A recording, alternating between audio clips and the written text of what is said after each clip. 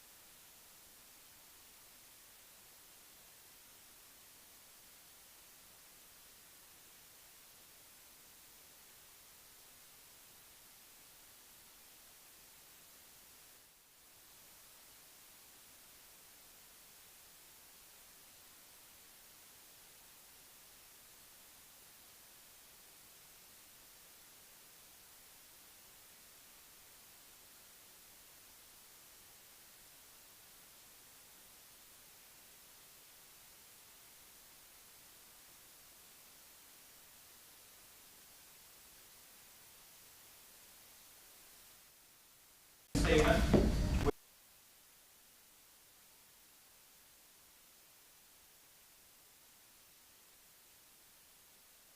Neighbors, and a vibrant place with distinctive and memorable ways to experience it, especially around dining, recreation, socializing, shopping, and living life.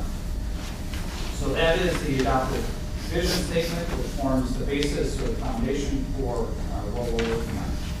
So I'm going to launch right in. Directive number one, and they're not numbered, but the first one that we're going to look at has to do with the Lake Street corridor. And the finding is that because traffic noise, volume, and speed on Lake Street are not mitigated with pedestrian comfort amenities, pedestrians avoid the corridor, and over time, so have the types of retailers that seek pedestrian districts in which to locate. So that is my opinion, my finding, and I welcome your critique of that, whether that's accurate or not. And the directive is to mitigate the negative traffic impacts of Lake Street with a suite of street design modifications and pedestrian comfort streetscape amenities. And the strategies that fold out of that are all kind of embedded within the diagram that each of you have a copy of at your desk, and I'll kind of walk through them. First one is to work with Mndot in Washington County. And obviously this is a Mndot roadway today. There might be a time in the future when it is turned back to Washington County to become a county road rather than a state highway. So both of those entities, both of those agencies make sense to collaborate with around the future design of Lake Street. So the first one is to narrow lanes and widen the streetscape. That suggests obviously that Lake Street could be redesigned, and that within Mndot standards and future Washington County standards potentially, the opportunity may exist to narrow the lanes and to widen the streetscape in exchange for narrower traffic lanes. The second one is to implement pedestrian-oriented streetscape with street trees, decorative lighting, seating, all of the amenities that you would envision within a vibrant commercial downtown district. The next one is to redesign pedestrian crossings, including at the traffic circle, so at Broadway. The idea of re-strategizing how those crossings work and maybe even where they are. Mndot crossing is in kind of a unique spot, close to 2nd Northwest. So that's kind of an interesting one. And then maintain and expand on-street parking.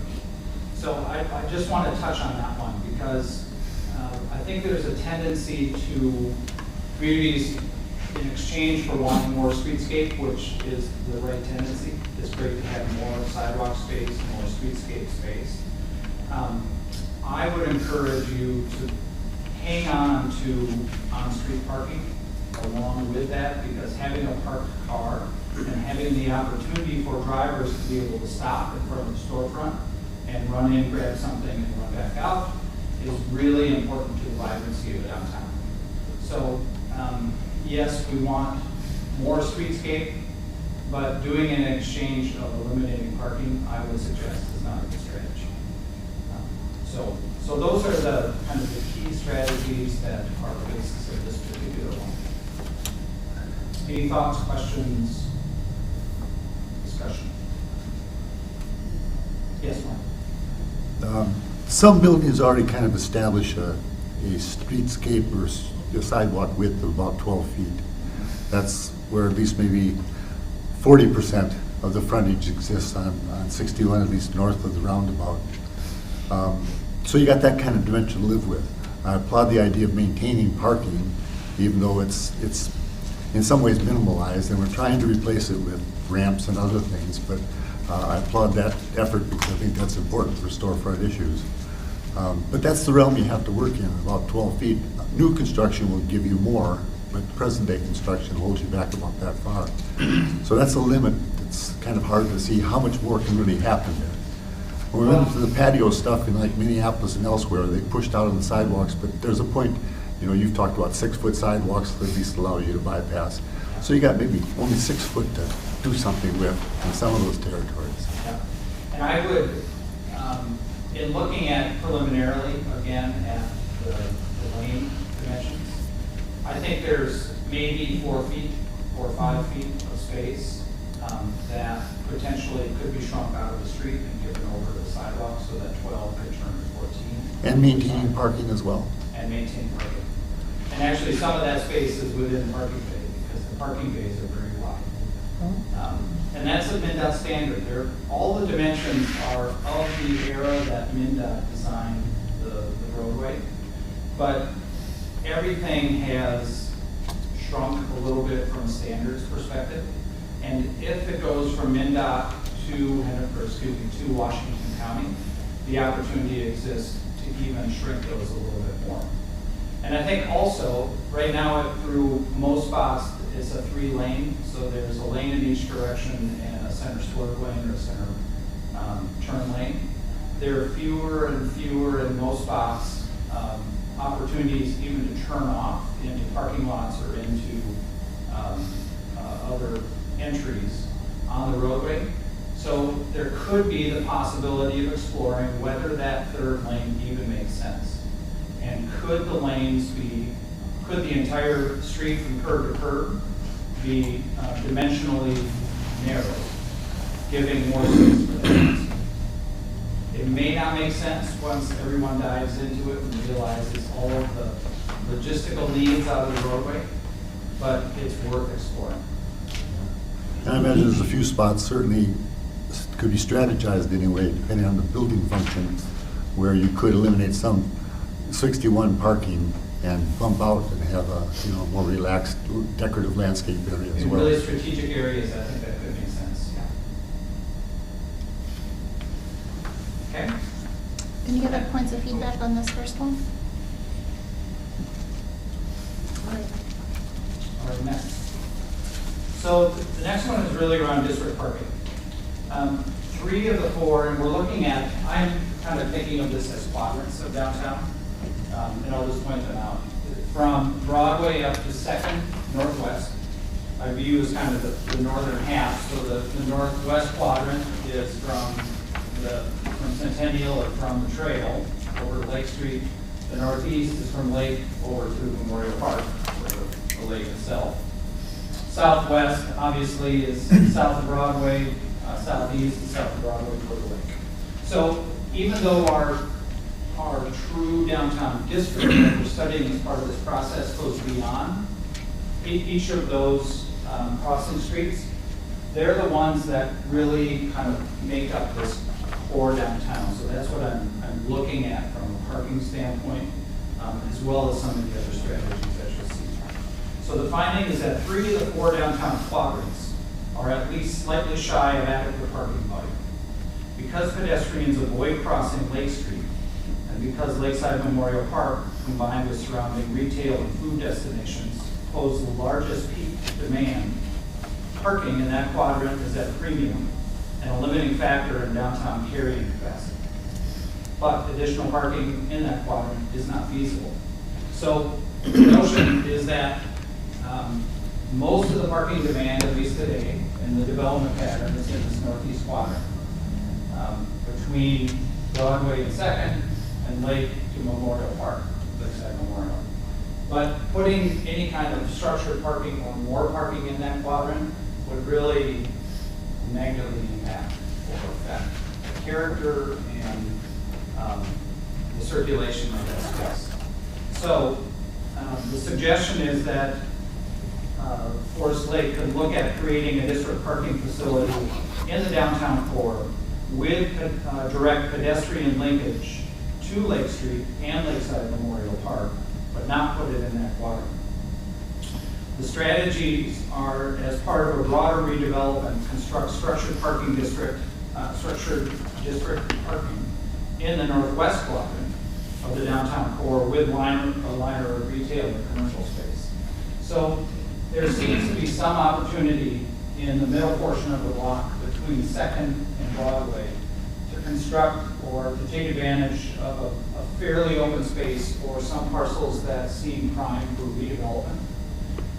Construct structured district parking as part of a redevelopment strategy that puts a commercial or residential use on the street frontage and multi-story district parking on the back Centennial. And then connect that with potentially a skyway that leads across Lake and drops down maybe at the back edge of the buildings or the properties with a direct connection and nowhere to park. And use that as a way to bring people to the center of the district, essentially. Take advantage of the possibility of redevelopment that could be used as leverage in constructing that parking. And make sure that it's got great connections both where it sits, but also especially over that northeast quadrant. I'll just read through these and then we can discuss in more detail. We talked about Skyway. Conduct a parking study, but the preliminary findings that we've made are that downtown is generally short by 200 to 300 stalls. And you can see on your sheet the fairly cursory but analysis that we've done of the parking. The first one is what is required of downtown today. So it's basically 5 stalls per 1,000 square feet of either retail or office. That is kind of an old standard that people generally are not using in downtown districts anymore. The more preferred standard or kind of modern or contemporary standard is 4 stalls per 1,000. But you can see that if we use the 5, we're short by about 450 stalls within those 4 quadrants of downtown. If we move back or step back a little bit to 4 stalls per 1,000, we're short by about 220. And then if this happened to be, I put it in just maybe for curiosity, but if this were a transit environment where there's a lot of bus activity or even light rail, something like that, you might be looking at 2 to 2.5 stalls per 1,000 square feet. And in that case, you've got more than enough parking. But that's not the case for downtown Wilkes-Barre, probably not in the future, or at least near-term future. So if we go the middle of the road, that kind of 4 stalls per 1,000, the 200 to 300 stall addition is going to accommodate, at least preliminarily, what we view as the demand or the underservice of the current density. Question, that parking ramp with the new storefront. Yeah. I mean, what size parking ramp is that, and how many stalls would something like that accommodate if it was 3 or 4 stories? I think I read somewhere, or 2 to 3. 2 to 300 stalls. Okay. Is what would be needed, and it's a little bit challenging to know how deep the retail would be, or whether it would be single or dual-sided residential up top.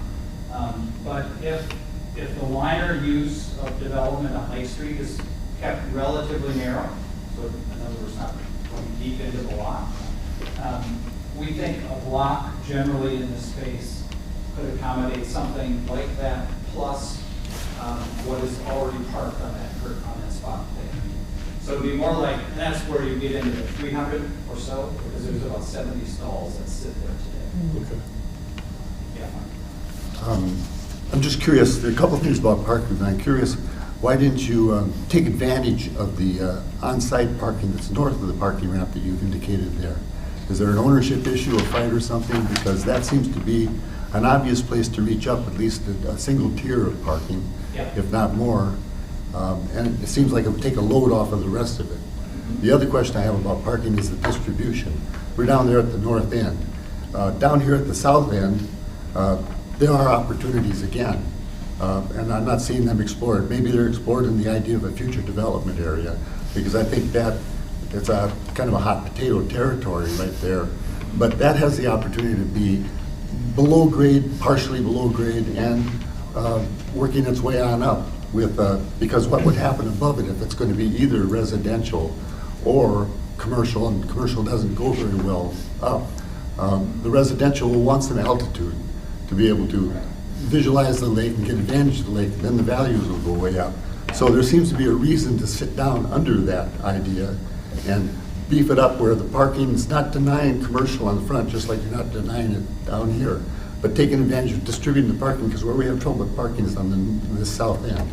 that's where everybody's parking being pushed into the other northern end, and that gets further and further away from the businesses then. And so Yeah. if we could distribute it better Yeah. and do more with this southern end, and that seems to be the place for it, I think you could accomplish a lot more. So the reason I went this route, and I'm not saying it's the right route, if this group, or if you think we should be looking at more of a distributed pattern, I'll do it. I'll make that change on the diagram.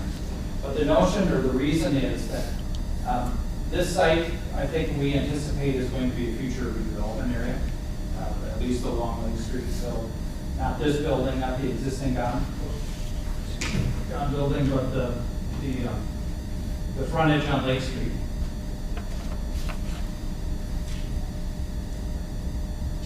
And it's a really tight site, and getting more parking than is needed to accommodate that specific development is going to be very challenging based on the preliminary views that I've seen.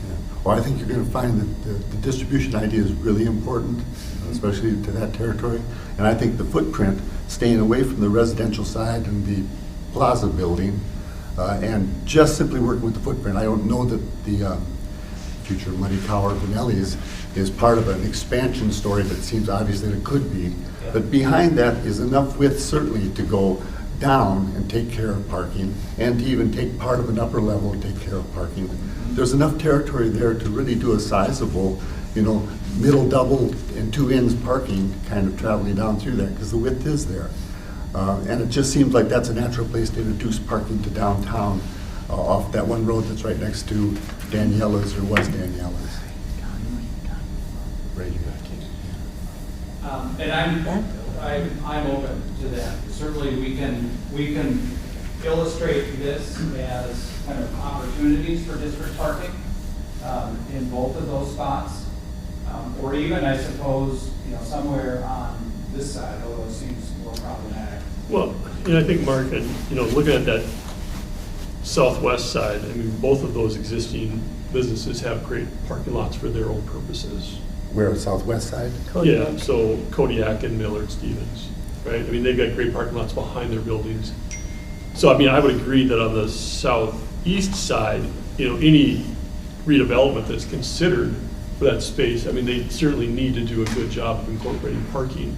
Well, for their own purposes, plus there could be this public aspect to it, Yep. because you really can tie that into a development Yep. program. No, I agree. And so I'd hate to give that up. You go across the street and there's a landowner that's sitting there with his fairly rectangular square site, waiting to satisfy his own purposes, Well, I unless that think gets. Bruce has a good suggestion for the use of that rectangular plot as well. Is that a city piece of property then in the future? Purchase. I would suspect so. Because that's Which always the one? catch. Okay, Which property? we're getting. We're over where you have the Hardwood Trail wayside. Yeah. It's an open piece of property right now. I forget the ownership. Yeah, and that is, I'll get to that suggestion. Before we get there though, I do want to make sure I understand, Bruce, your concerns for the future redevelopment area, the current Vanelli's property. Your concern is that whatever's going to redevelop there, just keeping parking needs contained within that site, you suspect is going to be challenging. So then to add the additional 200 to 300 spaces that are needed, I just want to make sure I understand your concern. You think that's overburdening that one site if we're... It probably would. However, there probably is some opportunity for district parking, or kind of common parking Yeah. within that redevelopment site. So I think the idea of basically taking a graphic approach to suggesting some kind of district parking here and some kind of district parking here, to me makes sense. And I think I should, if the group is okay, I think I should add that. Well, I think it's important that distribution just has been, today's world, in today's situation there, the outcry is, we can't have much of a business on that end because all the parking gets pushed remote. And Yeah. so if you can pull it down, now you're gonna have less parking going in and out if you distribute it in 2 places. And I still think you should take advantage of that very northern part up there of the, behind the front stairwell building, whatever Yeah, that's and called. I'm fine expanding it Don't there. say We it. actually, that was the first spot that I looked, and because of the fact that that building doesn't seem like a redevelopment candidate, and they own that parking, that there might be more fertile ground. so to speak, within this area that otherwise would redevelop it? Well, I think there is. I'm sorry. No, go ahead. Back. Yeah. I think there is, but the landowner on that building on the north end is a very friendly partner. I mean, could be a very friendly partner to the fact that there's going to be enhanced parking right behind them and enclosed to some degree, sheltered parking. And I just think it's a plus for them to think about that as well. I'm happy to understand. I do think it's worth at least noting some level of district-wide parking on the Vanelli site as being desirable. Obviously, you know, all of this is subject to how plans actually materialize, but I do think, to Mark's point, that that is a public amenity that may be an important point of discussion in the future.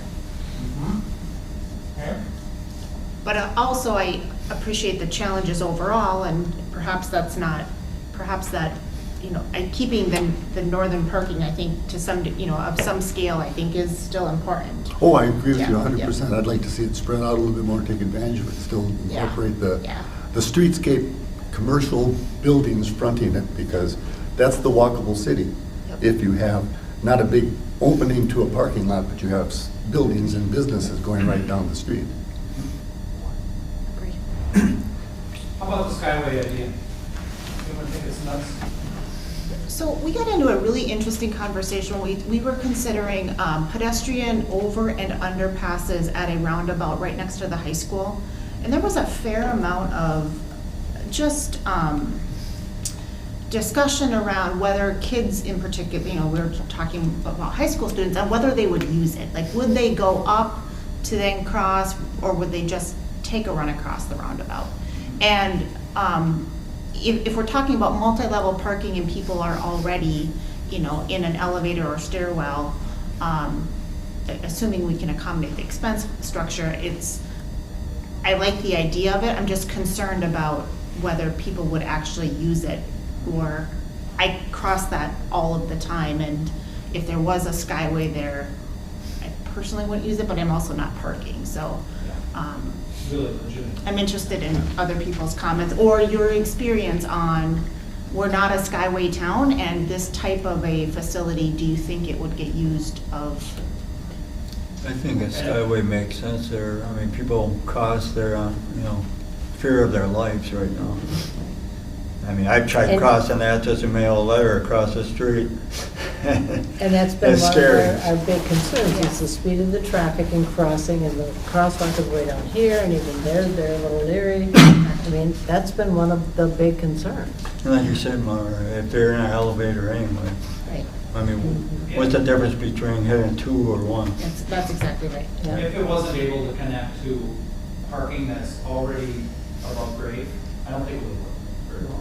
But the fact that someone is driving into a structure and the structure has a lobby, and the lobby is going to have an elevator, and there could be a Skyway level as part of that elevator.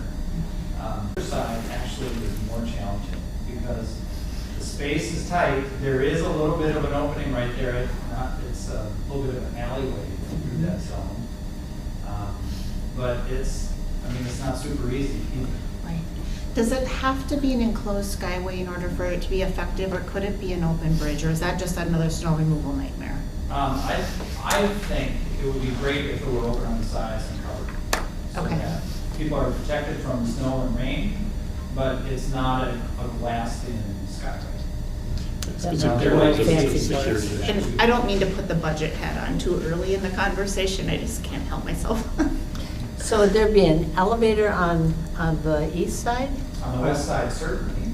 On the, And I would suggest an elevator on the yeah, east side I would as well. think that would have to be. It might be an opportunity to pull more, this is not an extensive Minneapolis Skyway by any means, but it might be an opportunity to pull more value up to the second level if it's commercial. It's also, we got a height issue. We got to get up to a certain height for whatever buddy's moving a truck with a house on it underneath it. What was the same Well, it's battle we gotta be- had at the other bridge going It's across? gotta be 14 feet or so. So it'll be an off-schedule thing, in 14 terms of and a where half. it's at. Then a parking ramp can have that higher mean level as well, so. I mean, I think the Skyway is pretty much the only way you're gonna make west meet east comfortably, and do a good job of it. Otherwise, we're back to streetscape stuff.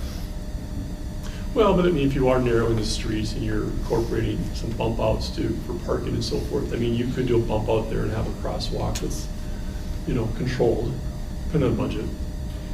I think ultimately you want to get people at the street. However, in this particular case, it's at least, in my view, it's at least worth exploring. Being able to get people to a larger concentrated district parking facility and over to Memorial Park kind of smoothly without having to do a lot of crossings. So in some ways, I feel like this district parking facility is mostly geared to things that are happening today in the quadrant, either within the parking lot or the park itself. That's where the demand, and I talked about kind of the carrying capacity of downtown, that it seems to be your limitation right now. When things are going on in the park and people are trying to shop, the two just are not mixing very well because they want to be in the same space. So, Is there any plan to move the trailer parking outside of downtown? I do not have that in here, but I'm happy to talk about it with the group, and I think we should add that. Let's put that in kind of on our discussion Right. list. I'd like to discuss Were you it. going to say put that in the parking lot? Let's put it in the parking lot. But But there's I do think the that's circle what that we you just identified in the northwest. Yeah, right. Okay, let's come back to that one. All right, Centennial Drive. Centennial Drive, do all of you know what Centennial Drive is? I wasn't sure how familiar you were with the name. Okay. It's functional to those familiar with downtown, probably not a real inviting or understood access or circulation route for most people, especially visitors. It's complicated, it's hidden. People don't really understand where it goes, what it connects to. So the directive would be to redesign Centennial as a strategically important access route to parking, district parking potentially, and businesses. And the strategies are to narrow the street to the extent feasible while maintaining two-way traffic. We had a discussion with Brian, Dan, and I last week about, from an engineering standpoint, what kinds of things we can be thinking of. This is going to be a challenging corridor, there's no question. There are more things we would want to do with this street corridor than space available. So we have to be borrowing land, I'll put that in quotes, from the neighbors, either the county on the trail side or potentially private businesses on the business side. But to narrow that to the extent possible, much of it is wider than it would certainly need to be. To implement streetscape enhancements, probably streetscape light. It doesn't have to be as extensive as a main street. But streetscape enhancements, including lighting and sidewalk on the business side, so people can circulate that route apart from the trail, because I don't think folks, unless they want to use the trail, they would see the trail as a downtown sidewalk kind of amenity.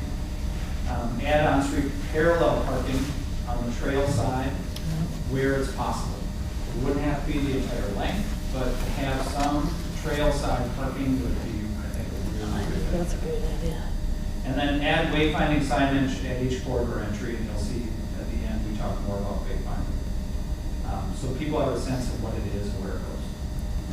Now we know that at Broadway, Centennial is a right in, right out, either going south or north. And that's probably all it can be, because that median at Broadway we don't believe is going to go away. So it's not a through route, but it is an access. The trail system is no longer a railroad right-of-way that's been maintained for the future of light rail or anything else, is it? Or isn't it? The county have control over it? Will it always be simply, I know when they did the pedestrian bridges there was the argument that someday it could be recaptured and that the right-of-way was still controlled by the railroad.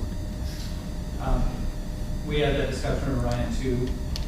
Ryan said in discussions he's had with the county, they seem to have relaxed the rail authority. They've relaxed what they view as what's possible within the corridor, but they still view it as a future transit route. So in their mind, the trail is a temporary use. I suppose temporary is a long-term thing too sometimes, so I don't doubt that you could impose some land parking on the right-of-way of that trail. Because there are places where the grade's not so severe that you can't do that, and certainly the parallel parking or angle parking. At any rate, I think there's an asset to be had there for extra parking. I would hope so too. We don't know that, but it would be great. Bruce, are you familiar with Lindstrom at all? I don't know if they call it split hairs, or whether they have the one going there. Is there any, there was talk a number of years ago, a couple of council members brought this back, about possibly having that with Centennial, being that, or is that just too cumbersome at this point to explore at all? I wouldn't suggest it for downtown Forest Lake. Highway 8 is a little bit of a different animal to Lindstrom. And there are some special circumstances that I think make it work better in that situation. I think it would really harm downtown. That's just my opinion. I wouldn't suggest it. Dan, do you have a thought about that? Yeah, I would echo Bruce's sentiment on that. I mean, I think it's a tough, because I worked on the split hairs in Lindstrom when it came in, and it's worked there, but if you go through Lindstrom now, you still see the existing Highway 8 frontage, and they still have a back door. You know, westbound is still very clear that you go through there. They've never done the back side of the building to match the front. But there overall, where First Avenue came into Highway 8 at 20 and at the beginning of the roundabout, they had a little bit different geometry that worked better, I think, for split hairs. Here, I think this is a tough redevelopment for downtown.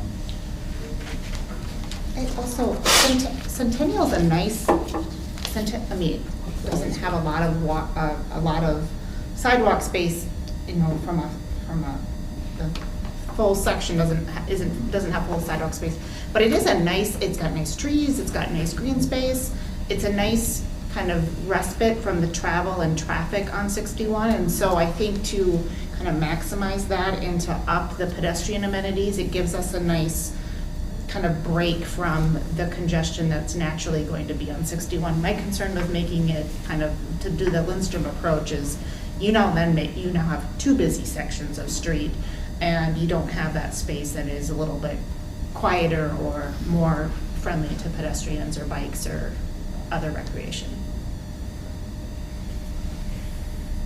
Okay, excellent. The retail loop.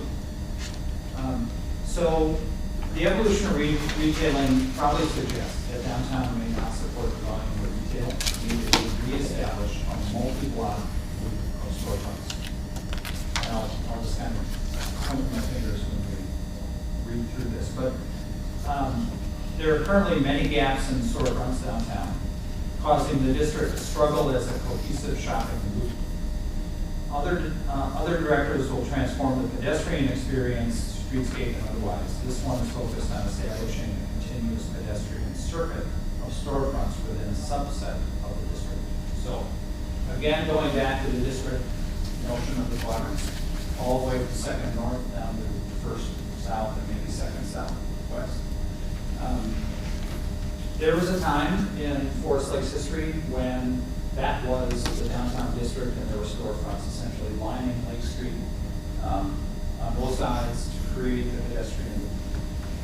And I think I would suggest that trying to reestablish that as the pedestrian downtown loop of Forest Lake is not going to be possible. There's not enough retail that wants to have that kind of downtown experience to be able to fill all of the storefronts that would be needed to do that. So this suggests, and this might be controversial, and that's fine, this suggests that from Broadway up to 2nd should be your focus for the retail downtown. And that you do everything you can to encourage, control, strong arm, whatever way necessary to get retail storefronts that are lining both sides of the lake, from Broadway to 2nd to West. And obviously on the west side today, that is not the case. On the east side, there's a stronger presence of storefronts, although they're not enjoying the the district retail shopping loop that you would want out of the downtown. And a lot of that is, it's a little bit of a catch-22 or a self-fulfilling prophecy. If you don't have the storefront to storefront, all the way along to fulfill and fill up that loop, people don't use it as a shopping loop, and that further diminishes the presence of storefronts that want to be in that kind of a district. So it's a downward spiral. And in order to turn that around, the notion is that you use whatever tools are available to you to establish and encourage street front retail, not office retail, in this couple block stretch. In many ways, I guess I see it, that is the place to focus. Absolutely, that's a place that if we're going to use some tools to play it against that territory. But we look down on the south side and you say, okay, there's the corner lot on the southwest corner that's not developed yet, but there's the open opportunity sitting there. There's the place where you have the Hardwood Creek Trail Wayside thing, another open opportunity. The idea that you could really fulfill those maybe even quicker than these up here on the northeast is very prominent to me. I think there are that opportunity. And when you think that future development site that's from Vanelli's on back, or maybe not Vanelli's on back, but that territory of the U.S. or Lake Area Bank, I think they sold it to somebody else, but that banking site, those are the things that are going to just pop all of a sudden. And when they pop, then the dynamic is shifted. And so I still think that the loop is the whole territory, and that there's great opportunity down here on the southern side to keep that walking corridor going, with Broadway pretty much being the only thing that says no, or challenges that. From a character standpoint, I would hope that the development pattern creates that energy on the street front so that walking is encouraged. But from a purely retail standpoint, I guess my notion is that you're not going to be able to make it stretch all the way from end to end. And therefore, if you're needing to concentrate, which I think you are, my suggestion is to concentrate on that stretch north of Broadway and not south. And partly it has to do with the energy of the park and what people perceive, I think, as the core downtown. Already south of Broadway, I think people perceive that they're beginning to leave the downtown core, whereas I think the perception is that this is the downtown core. So that's part of the thinking that I just don't want to make the south side a weak sister to this whole story, because I just think that if there is going to be movement, instead of the difficult little movements on the northeast, there's the powerful big movements on the south, west, and south. And I think those things are going to just change that dynamic so that we have now, not just the park driving this whole story, but we have more of the streetscape and the retail, because what's going to go on that future development area, both of, because I consider the future development area to be over on that southwest corner as well, that you suddenly have, you know, the imagery of downtown is really right there on that roundabout. That's the kind of introduction to where you have the clear visions and what can happen. And so it just seems like we shouldn't think one only. Let's not make the other one such a weak sister. Let's make sure it sounds terrible to say weak sister. Yes, it does, but. I'll change my way of talking. from a development pattern. Weak little brother. The weak sibling. I'm so sorry. From a development I don't pattern, defend. I'm completely with you, Mark. I think what I suggest is that from a use, and I think it's important that we distinguish between use and development pattern. And to me, the development pattern, and I think we agree on this, should be that downtown development pattern all the way through. Whereas the uses, as far as using your tools to encourage continuous use of retail storefronts, I would suggest concentrating in that way. And do you, when you say retail, do you mean specifically retail and not restaurants, service? They fit it. So- Service, probably not. Service, probably not. Office, definitely. But how about south of, so That would be great, south. yes. that's what when Yeah. you say retail, you mean transactional retail north of Broadway? Retailers who are interested in a shopping district, and their business relies on the success of their neighborhood. And then- Not a destination retailer. And then using that same language, the future development area to the south, you would say would be housing, office, food and beverage? No. Absolutely, all those things, and the choice is open. But I think this is more about suggesting that the city find ways to say no to certain uses north, and leave open everything that comes your way south, as long as it fits your current zoning code, which is quite nice for the most part. That's a little difficult to do, is it not, for somebody that owns a building? And I'm thinking of the green door space. Well, and I think that just got rented out, and I'm pretty sure it's not retail. I'm sure. And they weren't gonna turn away anybody that, And all you can do as a city is do redevelopment, work out redevelopment agreements with developers who are doing projects, and use the tools at your disposal to encourage it to happen as best you can. And part of that is the placement of amenities, and so you would say parking and other amenities that are, necessary for retail to the north, and then focus on other uses to the south. Okay, I'm just trying to understand. You would do your most intensive streetscape to the north. You would concentrate, make sure that there's good district parking.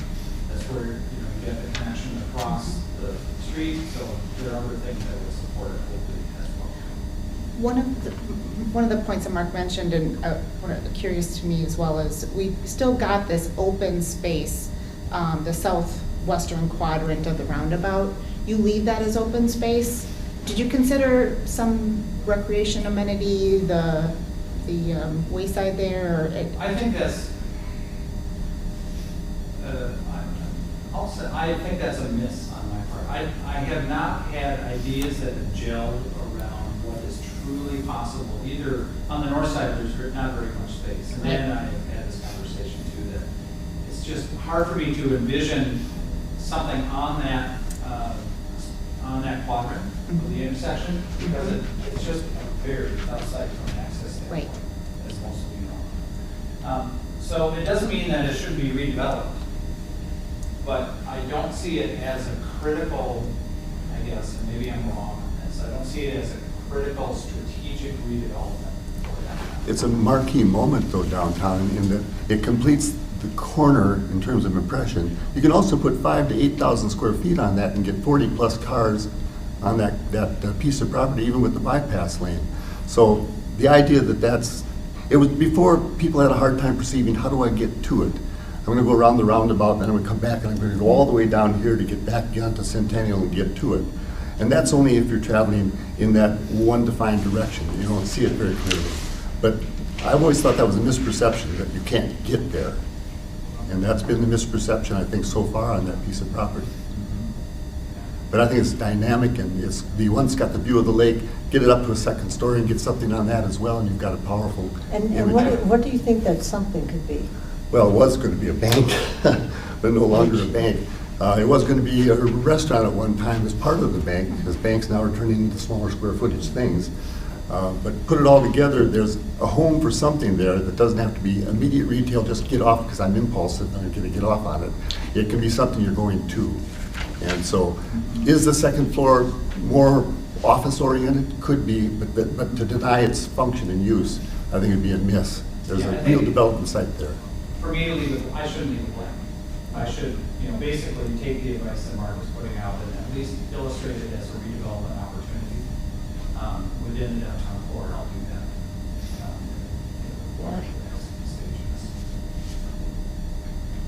Okay.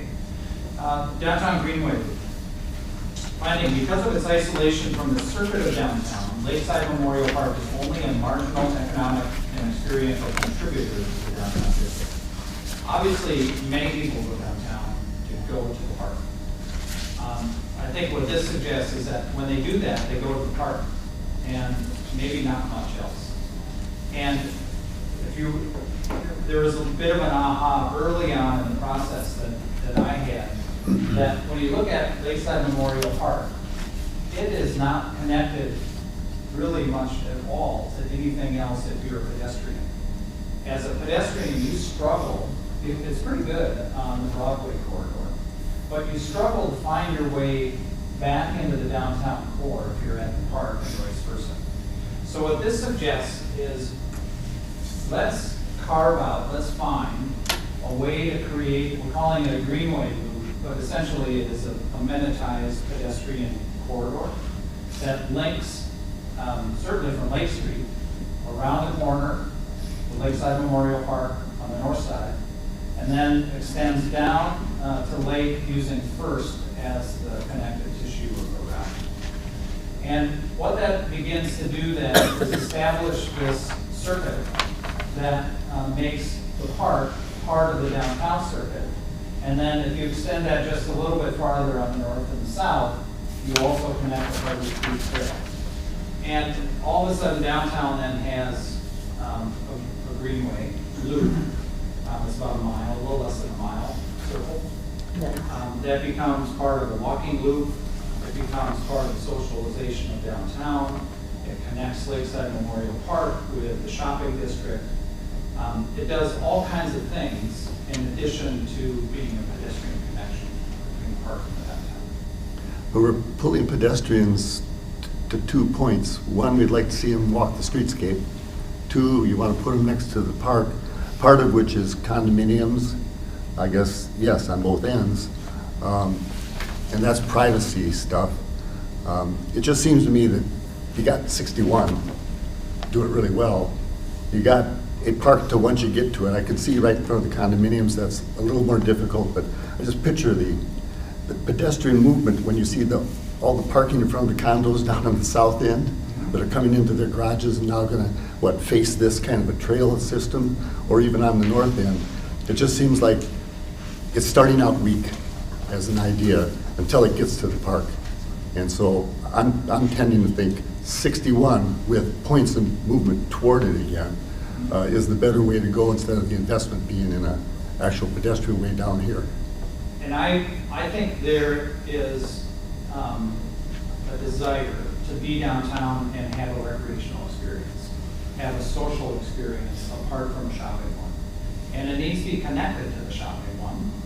But I think asking people to always use 61 is not enough for downtown. You have this amenity in the park on the lake, and right now it's an isolated amenity, and it's not contributing. And to make this connection around the corner, I think could be transformational for downtown. I think, it could be if it were maybe reoriented a bit. Come in from your parking ramp and your skyway and just presume there's a hope there and connect there once you're past the condominiums, and then do it down the other side with the future development area and say, instead of being next to the condos and interrupting their access to their unit, let's pop against the future development area and see if we can't walk along that business streetscape on that side and get down to the Broadway connection. Seems to me the loop is still there. Once you get to the park's got its walkway systems. Well, that's just my thoughts. Other thoughts on Greenway, the Greenway loop? One of the things that the plan, as you have lined out, one of the issues that it solves that I like is that it does solve issues of trail access to both 61 and also to the lake, and in a really healthy way. Like, there's a number of access points that today we struggle with. And the attempt was to create the primary pedestrian crossings away from the Broadway intersection because it's such a challenging pedestrian crossing. How do you tweak the design of the roundabout? So that was part of the part. Yeah, I like it. I mean, it's, with the, 1 mile loop, I mean, that's a healthy, I'm gonna take a couple loops, I'm gonna take a nice walk. I think it's a great size. And you're taking advantage of existing roadways, really the only other roadways aside from Broadway, on the north and south side of Broadway. So, and I think, you know, especially like on the south side, yeah, you get some condos there, but I mean, that's already a road that gets used. Like if traffic's backed up on 61 and I want to get to my office by Lakeside, I'll just sneak past, you know, the old alleys. Yeah, I think that you could easily integrate that and create, you know, I mean, obviously accommodate people's residences, but no, I think there's an opportunity to create a nice pedestrian corridor adjacent to the driveway access as part of a redevelopment strategy. So that's part of it. Okay, I'm gonna kind of burn through these because we're gonna run out of time. Lake recreation. The lake is an underutilized recreational asset that holds potential for greater programming through all seasons to draw people into downtown from the lake and attract people to downtown to enjoy the very valuable experiences. So the directive of that is to expand recreational programming in all seasons at the Lake One downtown area. So the strategies are to increase the number and enhance the quality of transient boat slips. So today you've got it's called a marginal dock, but you have a straight line dock that functions as your transient slip downtown. And it probably accommodates, from what I understand in talking to folks, 4, 5, 6, maybe 4 boats. Probably about 4 boats. And the notion is to essentially create finger docks attached to that marginal dock. So you formalize and kind of create safe parking spots for boats to pull in, just like the marina to the north, or most marinas. And with that, the notion is to kind of create that safe transient slip experience and to increase the number maybe to a dozen or so that people have some reasonable expectation that if they go downtown Forest Lake from the lake, you know, they're probably going to find a parking spot fairly soon, or there's one there for them. The next one is to establish a shore launch tie-up beach area for canoe kayak. So there's a little bit of a quiet water behind the Yordock facility that seems to accommodate the possibility for a beach area for canoe kayak launch. And most kayakers and canoers do better with beach landing than a dock landing. Some have different opinions about that, but so it seems like a beach spot is going to accommodate folks maybe in a better way. You would need to create a little kind of locks or locking stanchions so people can lock their boats while they're there downtown and know that they're secure. Next one, introduce winter programming such as broom ball, pond hockey, free skate, speed skate potential. Winter, I think, is a huge opportunity for the lake. We know we have ice dam issues in this spot, so there's some technical issues that would need to be overcome, but I think winter could be really great.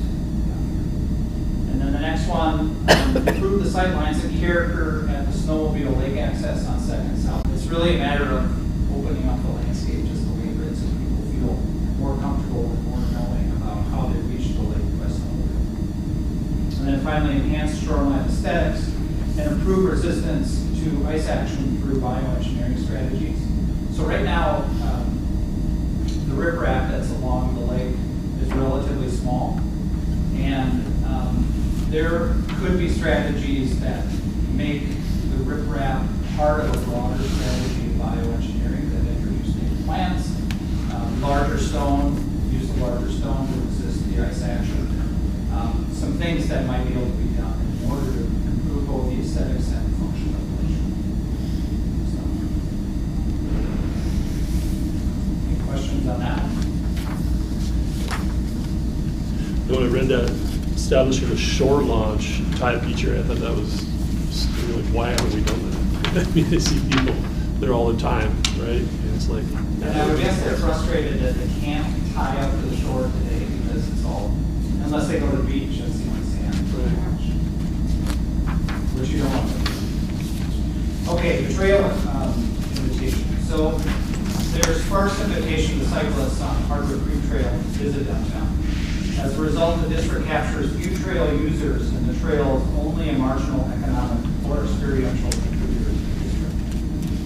So So the directive is to establish an inviting gateway experience into downtown from the Hardwood Creek Trail. And the strategy is to create a trail wayside park, essentially it's a park space, on the First Avenue Southwest alignment between Lake Street and Centennial. And the program for that space could be bike lockers and service station, bike service station, picnic facilities, shelter, playground, games, drinking fountain, lawn and shade, wayfinding and information kiosk. And for the most part, strategically, obviously this consumes space. This consumes downtown space. But I think the upshot of it is that people see it from Lake Street. If it is designed correctly, they begin to associate it with the trail. Trail users begin to associate it with downtown. And those who are on the trail, this would be an easy, iconic place to hop off the trail. And if it's connected with then the Brother Greenway, there are opportunities obviously for them to get downtown. Mark doesn't like this one. I think you're valuing that now secondary park too much, given it's kind of following just pedestrians and bikers, and maybe snowmobilers are set aside from that.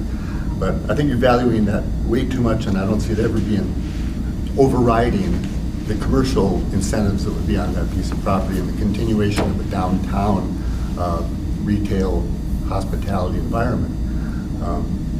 I just think we're valuing it way too high for functions that are minimally used. That I got more I could say about it, but I'll stop right there. And it concedes too much. Even with the volume we hear about of trail usage and people wanting destination bike, I mean, destination bikes and having, It is a customer, and I want to offer them their route. I'm not trying to take the route away, but the concession of all that territory, and don't forget the house that's a business just to the south of that, that should be thought of as the same part of parcel, because that's how a developer would look at it. It's just giving up too much. Let's give them a lane through, make it as pretty as you can, but let's not devote it to such a secondary function when people are, going to the park. The park is where they're headed. So you think the footprint's too big? Oh, by far, yes, and it concedes too much of a great value, which could have been retail and otherwise. So is that space in the house that's a business, is that owned by the same person? No, I think they're two owners. That's just two owners. That's actually easy to work with. That's easier to do. And one's vacant and one's been held for a long time. At any rate, once you start going south from Broadway, and if you can get some development on that first intersection, and you got the Kodiak Coffee and the other things happening along the way that are personality buildings, if not retail directly, then you got this great spot just behind that strip center that becomes something. But don't take it away so it gets to be a city burden because it's got use during what part of the year and then no part of the year after that. I just don't value that very high. I'd go back to the lakeside park area too, and I applaud the idea of the boathouse, not the boathouse, the bathhouse, not being the objects that are there. In fact, if I had my ways, it would come down to where the boat launch is, or excuse me, where the boats enter the lake down there in that little, exaggerate that spot and call that our bathroom spot. And I'm still trying to preserve Benton's Memorial and everything else that'll be there. Let's come back to this one. I think another way we can look at it is part of an overall redevelopment strategy in this area. What I view as kind of most important to this strategy piece or this directive is that there visually is a very clear connection between the trail and downtown. And this notion of greenway connection is, again, visually really apparent. What would be a bummer is if a developer cut off both visual and physical access between Lake Street and Hardwood Creek Trail in this spot, because it is the one opportunity you have to make the direct link. And if it doesn't happen here, I question where it's going to. But I think comments about maybe too much space, I think we should redraw this in in the context of a redevelopment strategy that tightens up the Greenway corridor and potentially puts commercial use that would be supportive of the bike trail, is the notion as part of this.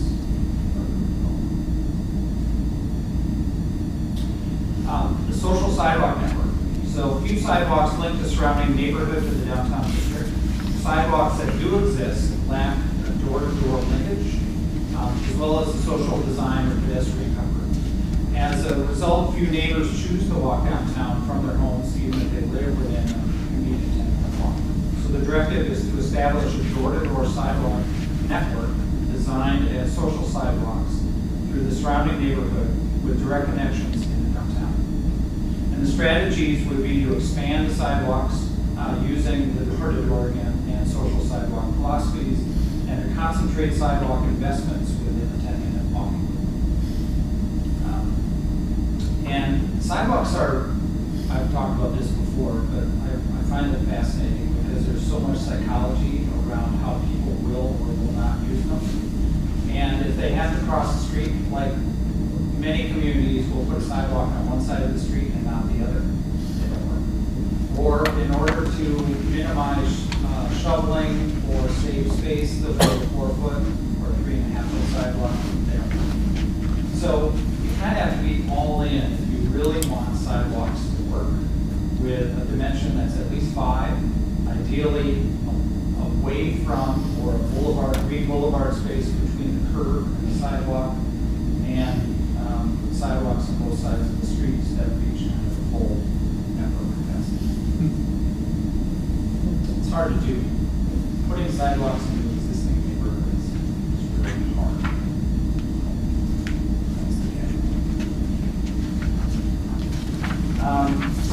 View sheds to the lake. This one is probably controversial too. Visitors barely gain a glimpse of Lake One from the downtown street network.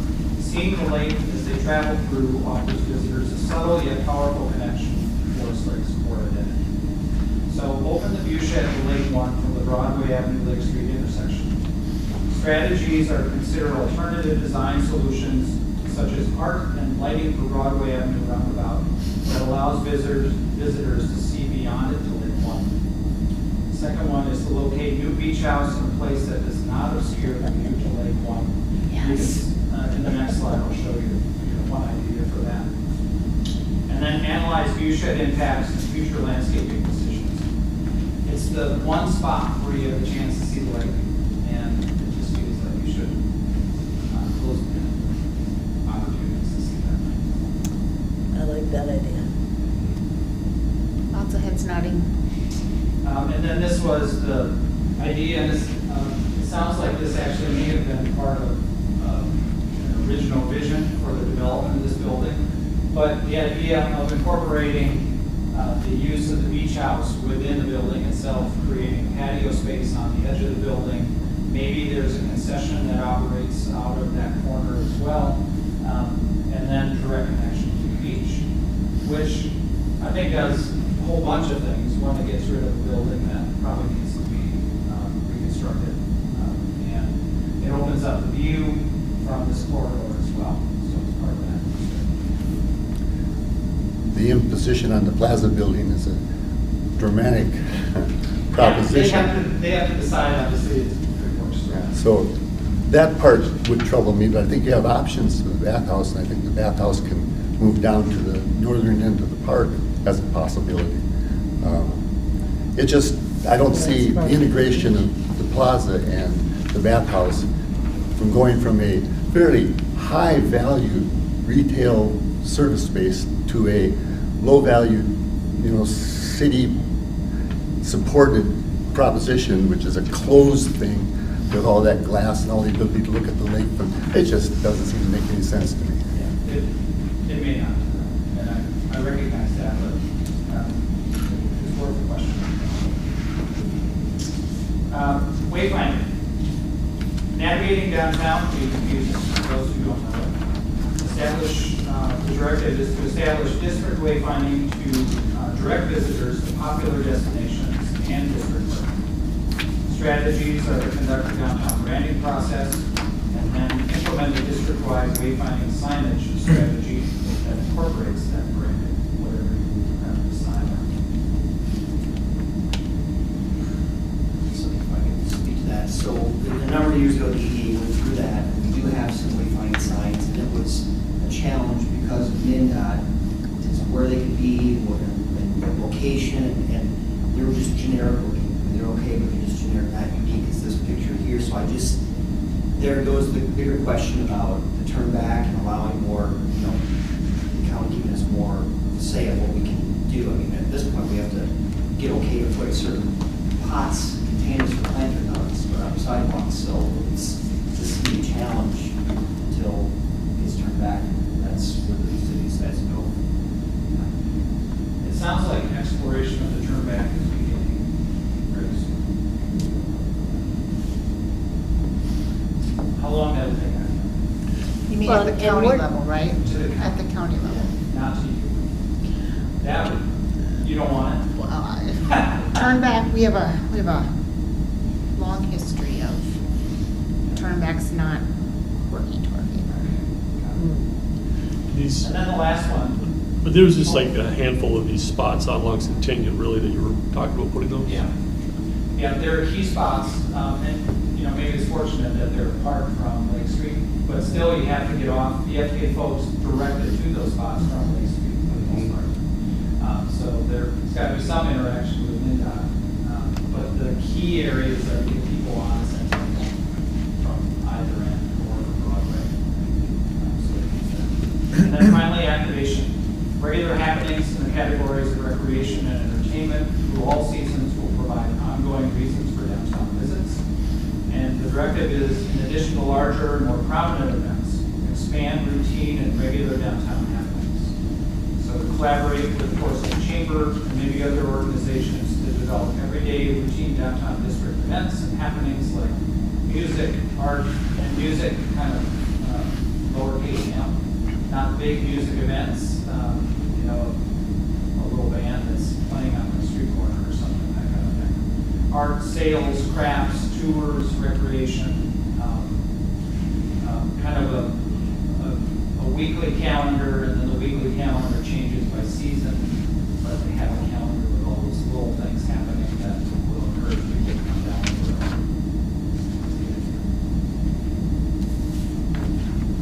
it. Okay, so what I heard is that more of a focus and strategy for what happens in the quadrant, and probably both quadrants to some extent, from a visual standpoint, from a visual standpoint.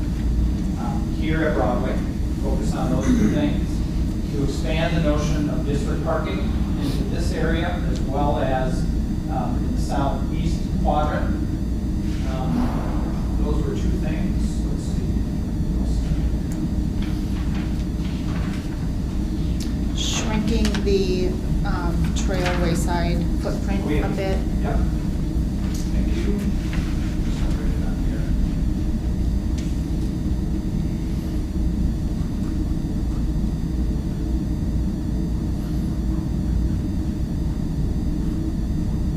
Okay. And that trailer parking. Say again, Bob. Oh, trailer parking. We didn't come back to that Oh, yeah, let's conversation. come back, thank you. Trailer parking.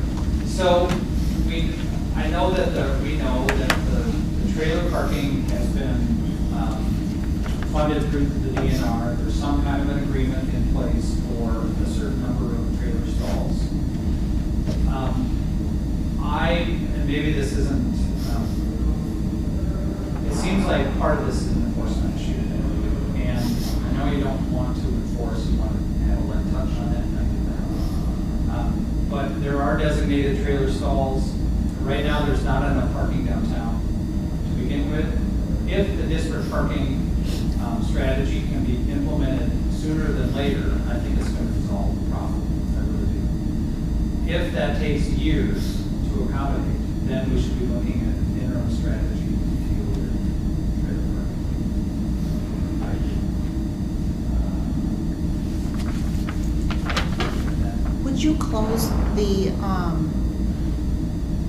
you're not recommending closing that lake access?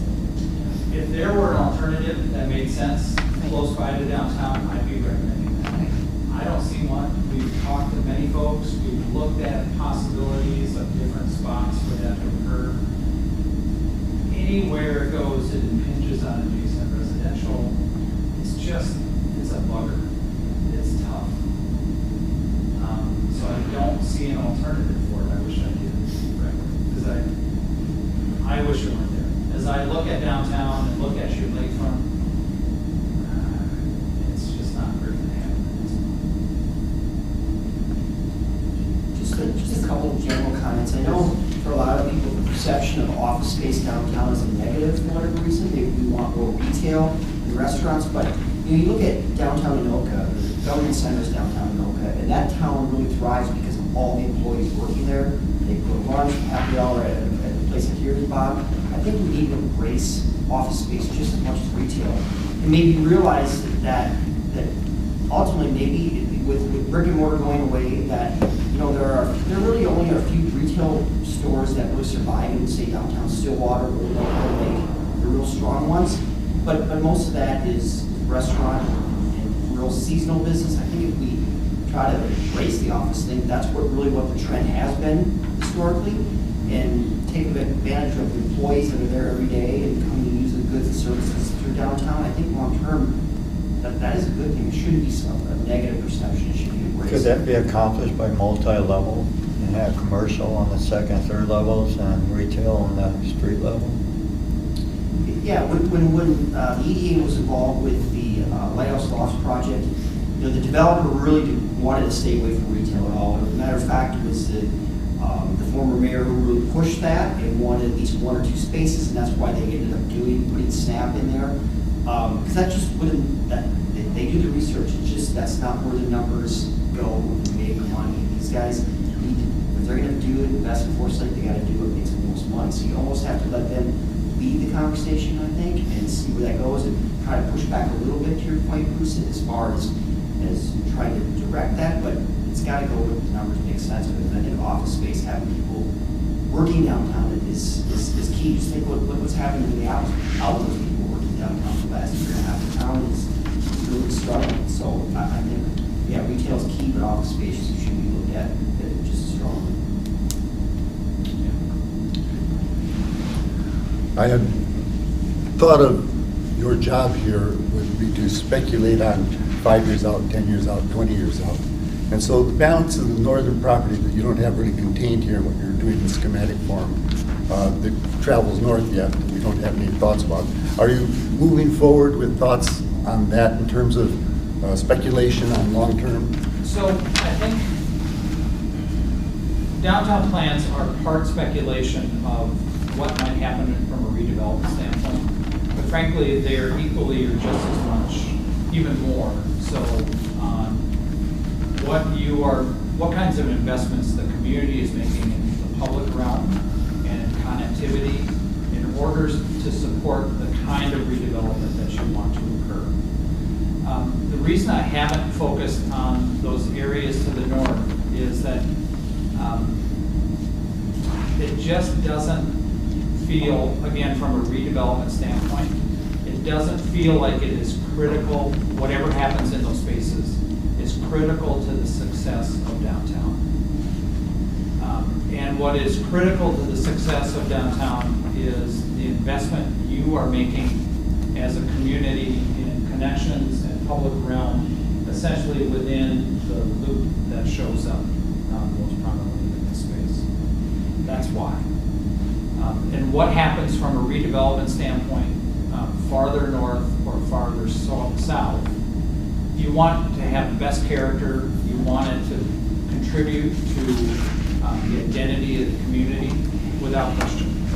But from a downtown district success standpoint, they don't feel like they're at the center of all the downtown. It seems like a number of those sites can transition toward more dense housing, for example, all of which would support the downtown within a good walking direction. I hope over time here, as you move toward taking this out of just the simple schematics of movement and put it into the schematics of or actual or design development, that there's at least attention paid to what's could happen up there. So that could guide us in thinking that there's the property where Rube's Tire is and the Diagonal Road is and all of that stuff sitting up there that is an extension of the housing that's already there. And there's stuff that's going to transition on the other side as well that's got, obviously will transition at some point in time. It's old stuff that's going to go away at some point. I just think we need to see some sort of speculation on what that could be. I don't see you going across Centennial and going west to any great degree, even though there's always been a desire to somehow get Broadway to be active all the way down to the roundabout. But the pedestrian bridge, you know, sort of cuts that line, and then you got senior housing, but you're going to have the whole property developed. I think those are all turned into something else, but there was this whole idea of movement through there yet as an extension. Downtown just didn't quit right there at the pedestrian bridge.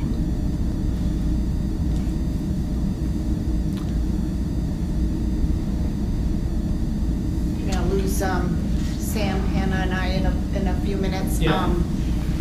Before we wrap up, I want to circle back on a comment I made. I feel like I sounded really pessimistic on the concept of turnbacks, and I don't mean to put budget ahead of everything. And so, from a budget standpoint, I think we've got some challenges there. But if, you know, certainly the benefits that we would get from a turnback and what we're looking for in that, I think need to be part of the plan. And then ultimately, we're going to have to, you know, as a group, make recommendations around prioritization of projects. And I think that's the lens when budget comes in and prioritization comes in. And so I don't mean to kind of throw a bucket of cold water on really good ideas at this point, because I think right now we need, like, what is it that we're not getting from those relationships, and what we want in a turnback, and kind of consider that as part of the plan. So just wanted to circle back on that. And so who is going to put price tags on some of this stuff? Well, that's a great question then for next I do? steps. So Oh, awesome. Yeah, let's talk about what So- next steps for this, and then ultimately. Yeah, next steps for this are to bring these in modified form to the community in both online, digital, and in-person community workshop. Gain feedback, critique, ideas about what they like and don't, and so on, and then bring those back to this committee for review and analysis of what we've heard. And then to begin to take the line items of these strategies and begin to prioritize them based on all the feedback. And at that point, then, we will begin to put budget numbers to them and work out a really preliminary capital sources and uses strategy for them as well. Did I hear you say you were looking for maybe a community meeting yet before the end of the year? Is that? If we could do it. We should talk about. Because I would just suggest, in the holidays, we're pretty busy, so we want the most, I would suggest pushing it, but it's. Well, so I was going to suggest maybe some preliminary online information out there, collect some preliminary feedback, and then do kind of a full in-person session after the first of the year. Because I share Blake's concern of getting attention at this time of the year. So. Okay, we'll figure out a way to do that. So we'll get something on the calendar early January for a community workshop. Other points of feedback we should get in yet this evening? All right, so 2 o'clock in the morning, someone has their next good idea. Should they be emailing Dan, getting No, they should feedback call to Dan? Dan. Okay, 2 a.m. Perfect. Yeah. All right. I love this map. Okay. I love the map. Yeah, this visual is really good. If I want to set up a discussion with you, you and I, again, is that where I'm headed? Dan first, You meet if I can Dan. get something set He's the up. gatekeeper. Yeah, you know me, we'll get it, I'll coordinate schedule. Okay. All right, with that, I'll entertain a motion to adjourn. I so move. Second.